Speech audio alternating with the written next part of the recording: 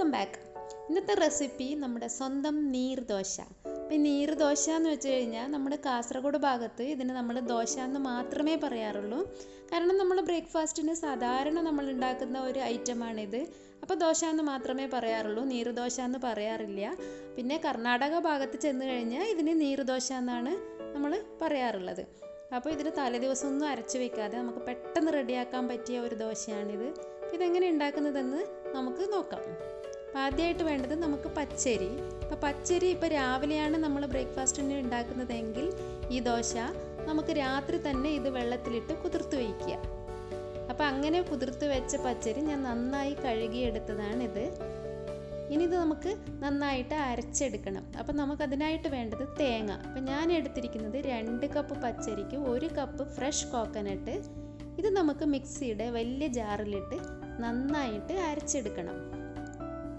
അപ്പോൾ ഞാനിവിടെ പകുതിയായിട്ടാണ് ഇത് അരച്ചെടുക്കുന്നത്. ആദ്യം നമുക്ക് പകുതി ഇട്ട് കൊടുക്കാം, പകുതി തേങ്ങയും കൂടെ ഇട്ടിട്ട് നമുക്ക് നന്നായിട്ട് അരച്ചെടുക്കാം.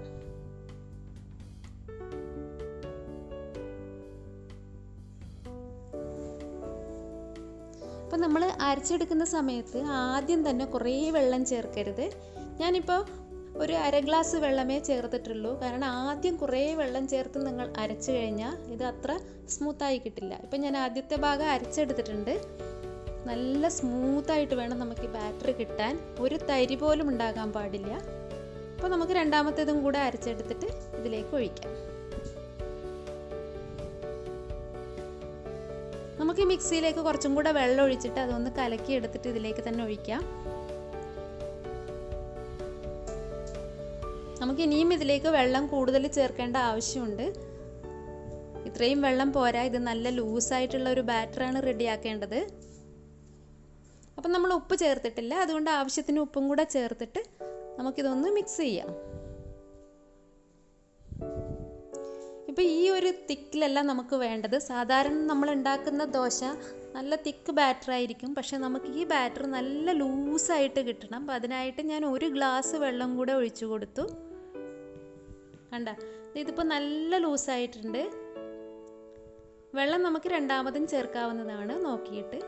അപ്പോൾ ഒരു പാൻ വയ്ക്കുക, എണ്ണ തടവി കൊടുത്തിട്ടുണ്ട്. ഒരു മീഡിയം ഫ്ലെയിമിൽ വെച്ചിട്ട് വേണം നമുക്ക് ദോശ ചുട്ടെടുക്കാൻ. ഹൈ ഫ്ലെയിമിൽ വെച്ചാൽ കരിഞ്ഞു പോകും പെട്ടെന്ന്.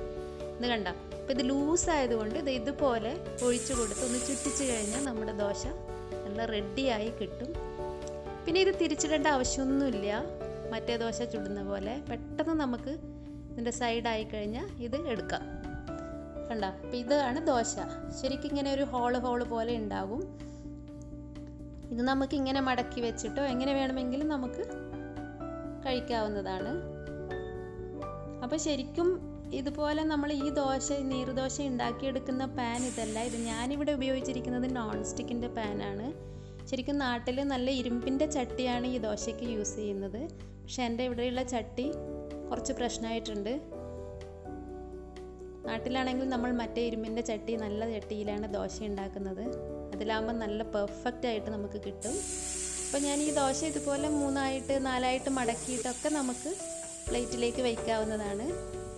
അല്ലെങ്കിൽ സാധാരണ നമ്മൾ മറ്റേ ദോശയൊക്കെ വയ്ക്കുന്ന പോലെ ഒറ്റയായി വയ്ക്കുന്നതും നല്ലതാണ്. അതാണ് ശരിക്കും നല്ല ടേസ്റ്റ്, നല്ല തിന്നായിട്ടുള്ള ദോശ കഴിക്കാനായിട്ട്. ഇതിപ്പോൾ ഞാൻ നിങ്ങൾക്ക് കാണിക്കാനായിട്ടാണ് ഇതുപോലെ ഇങ്ങനെ മടക്കിയിട്ട് ചെയ്യുന്നത്. ഇങ്ങനെ സെർവ് ചെയ്യുന്നതും നല്ല ഭംഗിയാണ് കാണാൻ. അപ്പം ഞാനിവിടെ കുറച്ച് ദോശ ചുട്ടെടുത്തിട്ടുണ്ട്. ശരിക്കും ഇതിൻ്റെ കോമ്പിനേഷൻ എന്ന് പറയുന്നത് നമുക്ക് നോൺ വെജിൻ്റെ കൂടെയും നമുക്ക് ഈ ദോശ കഴിക്കാം, വെജിൻ്റെ കൂടെയും കഴിക്കാം. ഞാനിപ്പോൾ എടുത്തിരിക്കുന്നത് ഫിഷ് കറിയാണ്.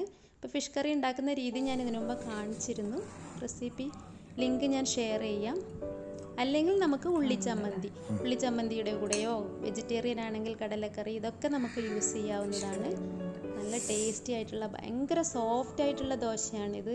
നല്ല ടേസ്റ്റാണ്. ഇത് ചൂടോടെ കഴിക്കണം, തണുക്കാൻ വയ്ക്കരുത്. അപ്പോൾ എല്ലാവരും ഇതൊന്ന് ട്രൈ ചെയ്ത് ലൈക്ക് ചെയ്യാനും ഷെയർ ചെയ്യാനും സബ്സ്ക്രൈബ് ചെയ്യാനും മറക്കരുത്. Thank you.